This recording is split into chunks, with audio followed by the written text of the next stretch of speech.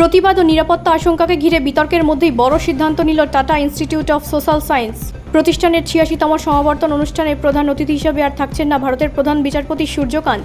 তার পরিবর্তে অনুষ্ঠানের প্রধান অতিথি হিসেবে আমন্ত্রণ জানানো হয়েছে টাটা মেমোরিয়াল হাসপাতালের অধিকর্তা ডক্টর CS প্রমেশকে। আগামী 22শে আগস্ট মুম্বাইয়ের দেওনারের নওরোজি ক্যাম্পাসে নতুন করে সমাবর্তন অনুষ্ঠান আয়োজন করা হবে। এর আগে 2 আগস্ট TISS এর ৮৬তম সমাবর্তন অনুষ্ঠিত হওয়ার কথা ছিল। সেই অনুষ্ঠানে প্রধান অতিথি হিসেবে আমন্ত্রিত ছিলেন প্রধান বিচারপতি সূর্যকান্ত।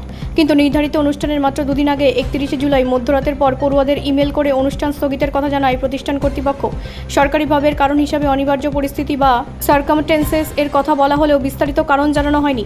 তবে সেই সময় থেকেই পড়ুয়া ও প্রতিষ্ঠানের সঙ্গে যুক্ত মহলের একাংশের দাবি ছিল সম্ভাব্য প্রতিবাদের আশঙ্কাই এই সিদ্ধান্তের অন্যতম কারণ। বিশেষ করে CJP-কে ঘিরে সাম্প্রতিক বিতর্কের প্রেক্ষিতে অনুষ্ঠানে বিক্ষোভের আশঙ্কা তৈরি হয়েছিল বলে বিভিন্ন প্রতিবেদনে উঠে আসে। যদিও TISS আনুষ্ঠানিকভাবে প্রতিবাদকে সমাবর্তন স্থগিতের কারণ হিসেবে ঘোষণা করেনি। এই পরিস্থিতিতে নতুন তারিখ নির্ধারণের পাশাপাশি প্রধান অতিথিও পরিবর্তন করল TISS। আগামী 22শে আগস্ট ডক্টর CS প্রমেশের উপস্থিতিতে সমাবর্তন অনুষ্ঠিত হবে বলে জানানো হয়েছে। চিকিৎসা ও জনস্বাস্থ্যের ক্ষেত্রে তার দীর্ঘ অভিজ্ঞতার কারণে এই আমন্ত্রণকে তাৎপর্যপূর্ণ বলেই মনে করছে সংশ্লিষ্ট মহল। এদিকে নতুন প্রধান অতিথি নির্বাচন এবং নতুন তারিখ ঘোষণার মধ্যে দিয়ে বিতর্কের অবসান ঘটিয়ে স্বাভাবিক পরিবেশে সমাবর্তন সম্পন্ন করাই এখন TISS কর্তৃপক্ষের মূল লক্ষ্য।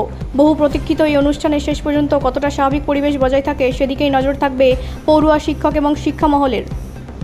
ব্যুরো রিপোর্ট, রাষ্ট্রীয় প্রসার বাংলা।